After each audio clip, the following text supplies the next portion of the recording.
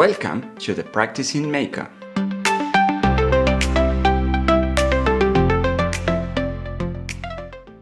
When we were pondering the concept of market, excluding generalities contained in opinions, false statements and prejudices, we came across the fertility of deprivation on the query of how humanity has defined certain concepts surrounding the morbid and unthoughtful manifestation of incomprehension, simultaneously accompanied by the spurious effect of detaching human breathing and judging about epistemic values, enriching, between other things, the authentic personal experience with a high dosage of empirical criticism, sometimes relegated by materialistic and mechanical viewpoint as a bulk of mere words based on preconceptions, rejecting one of the valuable objects that postmodernism has declared, the now.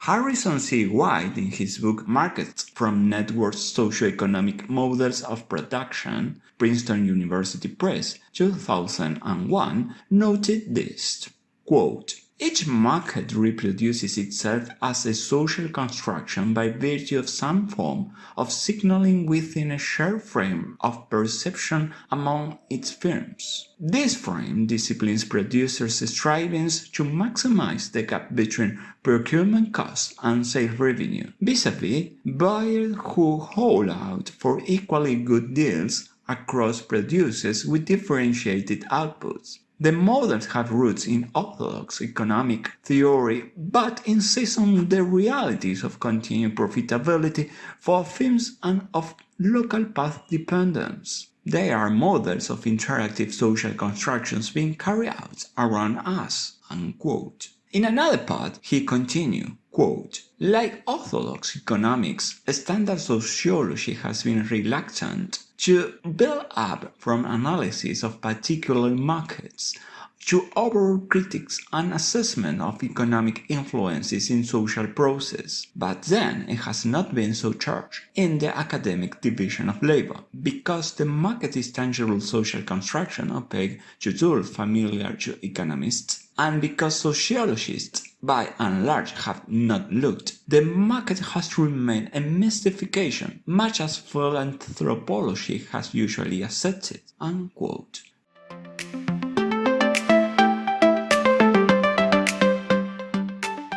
By ruling out the empty luxurious ostentation has anchored as the formative experience demanded by inhabitants of planet Earth. Kahneman, a psychologist who won the Nobel Prize in Economics in 2002 for his studies on the psychology of judgment and decision-making as well as behavioral economics, published empirical findings that challenge the assumption of human rationality prevailing in modern economic theory.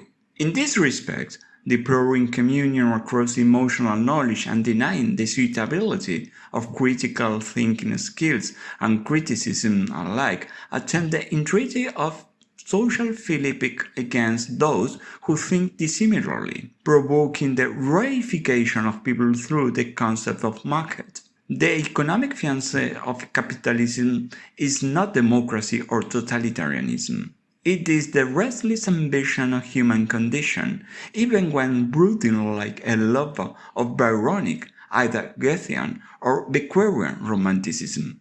Millennia ago, from the Neolithic age forward, we, as human beings, embarked on an undeviating trek, lingering faithfully on cumulative knowledge for doggedly to overreach the blurred destiny of self-preservation. Apprehending to the outbreak of wickedness at all levels during the sojourn in the lethal mysticism, the vast extravagance and the insanity that hamper our colossal faculties. In this sense, we have better excitability for virtual self-analysis. The supreme rule for material fulfillment has negatively impacted us because we have made gratification so ephemeral, an average lifetime like the time to scroll up or down our favorite video app.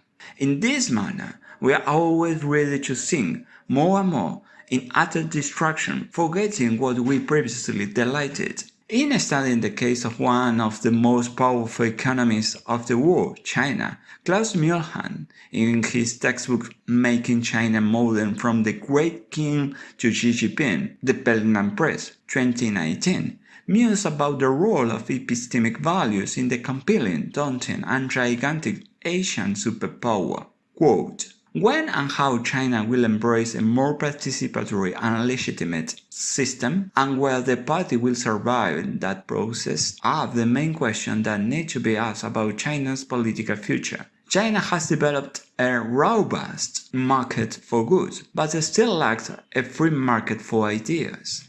As the modern economy becomes more and more knowledge-driven and dependent on innovation, the gain from the free exchange of ideas becomes too great and the cost of suppressing it becomes potentially very high. China may well embrace political liberalization in the decades to come, just as it embraced market liberalization after 1978. This may or may not lead to a liberal democracy or multi-party system. Unquote. It is not a setback for market behavior. It denotes a problem of the human consciousness, individual and group. However, as social sciences have taught, the interaction of dissatisfied mind generates a renewal of individual issues. So, a broad hence takes the stage between what has appeared facing the crowd and the strengthening of what is odd for the common cognitive agent. By getting a closer disposition to hand back shyly, instead of enthusing impulses of being reunited with polite condemnation of atrocity to the spiritual power of the human condition, it could be instanced as a retraction on purifying a groggy inner talk, intertwining branches of mistakes. So, assisting human rights resembles quelling oppressive intentions and pampering them with sympathy. Alessandro Roncaglia, in The Wealth of Ideas, A History of Economic Thought, Cambridge University Press, 2005, wrote, quote, in substance, the division of labor in economic research between specialized subfields often facilitates uncritical acceptance of the mainstream approach in any specific economic field. The economic problem is conceived of as a search for an equilibrium emerging from confrontation between scarcity and utility, or between demand and supply. Behind this view lies the stylized representation, derived first from medieval fairs and then from the stock exchange, of the market as a point in time and space where demand and supply meet.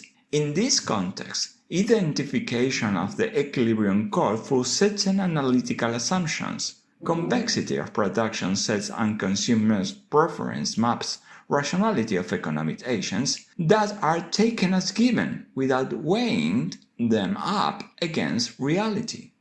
Unquote.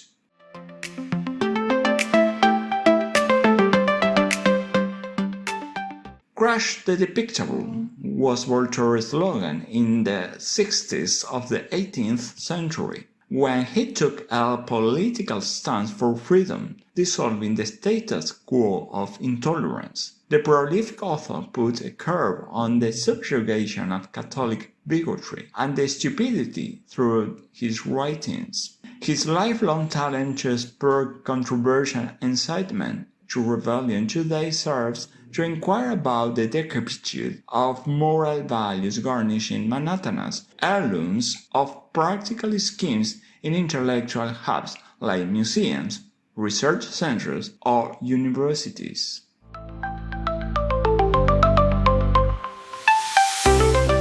Thank you very much for joining us. We were with you, the script and voiceover, Juan Eduardo Reluz Machicote, sound and image, Jessica Francesca Garcia, direction, Griselida Reluz Chafloque. We hope you enjoyed the conversation and found some valuable insights. Remember to stay curious, keep exploring, and never stop learning. Until next time, take care of yourself and each other. Cheers!